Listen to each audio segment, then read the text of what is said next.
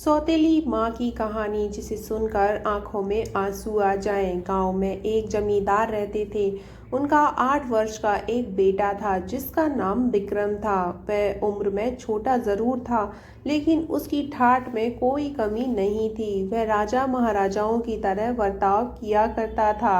हवेली के सारे नौकर विक्रम के इशारों पर नाचा करते थे। उसके बात करने का अंदाज शाही था। विक्रम की माँ यानी जमींदार की पत्नी का 6 माह पूर्व देहांत हो चुका था। जमींदार अपने बच्चे की जवाबदारी अकेले नहीं संभाल पा रहे थे, इसलिए वह दूसरी शादी करने का विचार करते हैं। गांव में पंडित जी उन्हें पहले से ही कई रिश्ते दिखा चुके थे। उन्हीं में से एक लड़की पढ़ी लिखी जमींदार को पसंद आती है। वह एक गरीब परिवार की लड़की थी। उसके पिताजी अपनी बच्ची के भविष्य के लिए एक बड़े घर में रिश्ता करना चाहते हैं और जमींदार एक बहुत बड़ी हवेली का मालिक होने के साथ कई तरह के कारोबार का भी मालिक था, जिसे देखकर लड़की के पिता एक बच्ची के बाप से अपनी बेटी की शादी करने को तैयार थे।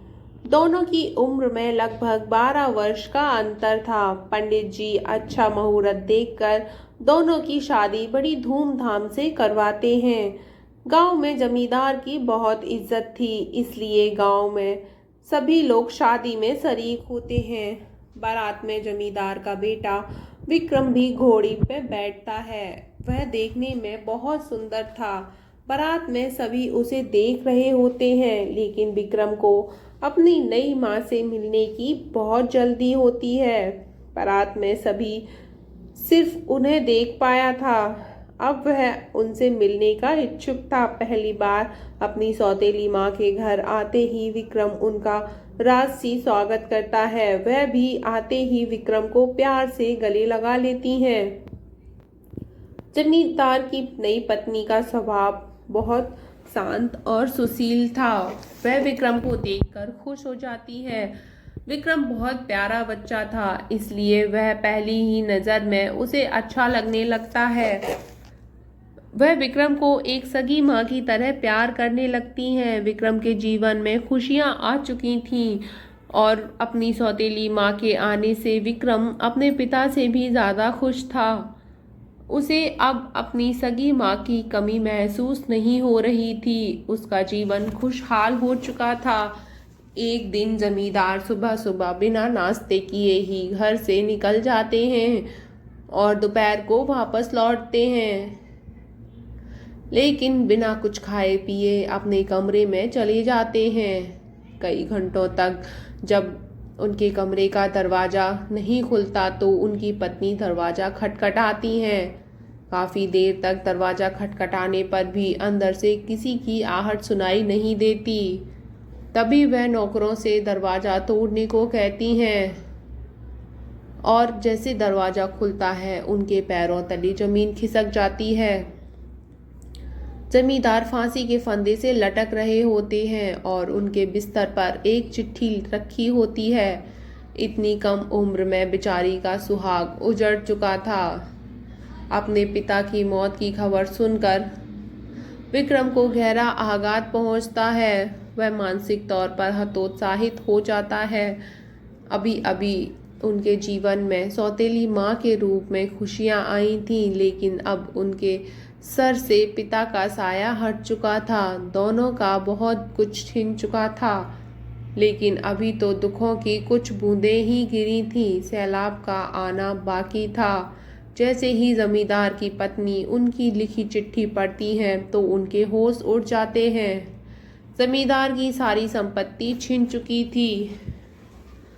अब वह कर्जदार हो चुके थे। दरअसल उन्होंने एक प्रोजेक्ट में बैंक से लोन लेकर बहुत बड़ा निवेश किया था, जिसके लिए उन्होंने अपनी सारी ज़मीन जायदाद गिरवी रख दी थी। लेकिन वह प्रोजेक्ट बर्बाद हो गया, जिससे उन्हें भारी नुकसान हुआ और अब उनकी सारी संपत्ति नीलाम होने वाली थी। विक्रम अनाथ होने के साथ साथ गरीब भी हो चुका था। जमींदार की मौत के कुछ दिनों बाद ही इनकी सारी संपत्ति नीलाम कर दी जाती है और इन्हें सारे कारोबार के साथ साथ हवेली को भी छोड़ना पड़ जाता है। विक्रम और उसकी सौतेली माँ बेघर हो चुके थे। लड़के के पिता उसकी दूसरी शादी का विचार करते थे, लेकिन वह अपने इस बच्चे से बहुत प्यार करती है। वह उसे अकेला छोड़कर जिंदगी नहीं बसाना चाहती है। वह अपने पिता के घर भी नहीं जाती। लड़की के सारे रास्ते बंद हो चुके थे, लेकिन गांव के लोगों की मदद से उन्हें इतने पैसे मिल चुके थे कि वह कुछ महीने किराए के घर में गुजार सकें। विक्रम की सौतेली माँ पढ़ी लिखी थी। वह शहर जाने का फैसला करती है और थोड़ा सामान लेकर अपने बच्चे के साथ शहर चली जाती है। शहर पहुंचकर वह झुग्गी झोंपड़ी के कमरा किराए से लेती है और वहीं अपने बच्चे के साथ रहने लगती है। घर का खर्च चलाने के लिए वह गली गली खिलौने बेचने का काम शुरू कर देती है और उसी से अपने बच्चे का गुजारा करने लगती है। विक्रम को गरीब वाली जिंदगी पसंद नहीं आ रही थी। उसे खाने को 2 वक्त की रोटी तक ढंग से नहीं नसीब हो रही थी। कई बार विक्रम को कचरे के डब्बे से खाना उठाकर खाना पड़ता था। विक्रम के सारे ठाठ जा चुके थे। वह अपनी बेसहारा माँ के साथ शहर में दर दर की ठोकरें खाना था। धीरे धीरे उसे गरीबी में जीने की आदत होने लगती है। विक्रम को जो मिलता वह वही खा लेता। विक्रम को रह रहकर अपने पिता की याद आती है, क्योंकि पिता की राज में उसे 56 भोगों का सुशोभित भोजन प्राप्त होता था। आज वह एक एक निवाले को तरस रहा है। एक दिन विक्रम रास्ते में किसी से खाना मांग रहा होता है। तभी रास्ते में गुजर रही कार में बैठा एक व्यक्ति उसे पहचान लेता है, क्योंकि वह कई बार विक्रम के पिताजी से मिलने हवेली जा चुका था। वह विक्रम के पास पहुंचकर अपनी कार रोक देता है और गाड़ी से उतरकर विक्रम के हालातों के बारे में पूछता है। बड़े दिन बाद विक्रम किसी से अपने हालातों पर चर्चा की। अचानक विक्रम फूट फूट कर रोने लगता है। वह उन्हें अपना समझकर सारा दुख बयान कर देता है। यह व्यक्ति एक बहुत बड़े व्यापारी थे और वह जमींदार को अपना अच्छा दोस्त समझते थे, लेकिन व्यापारिक यात्राओं के कारण कई सालों से वह जमींदार से मिल नहीं पाए थे। जैसे ही उन्हें जमींदार की मौत का पता चला तो उन्हें बहुत दुख हुआ। वह विक्रम से कहते हैं, तुम लोग इस समय कहाँ रह रहे हो बेटा?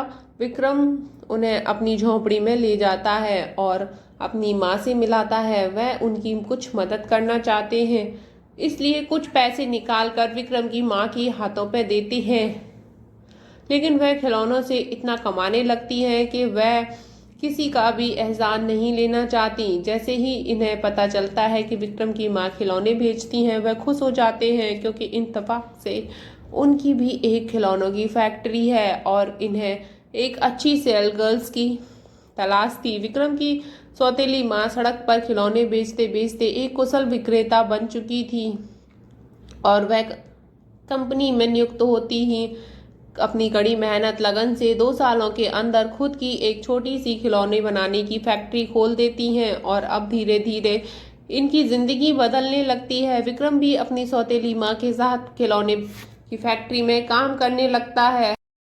फैक्ट्री के बने खिलौनों की मांग देश विदेश में होने लगती है। उनकी कंपनी का नाम पूरे देश में होने लगता है। एक अरबपति महिला बन जाती हैं। उन्होंने अपने बेटे के लिए फिर से वही जिंदगी लाकर रख दी जिसकी उसे आदत थी। विक्रम अपनी सौतेली माँ के त्याग और मेहनत का एहसान नहीं चुका सकता।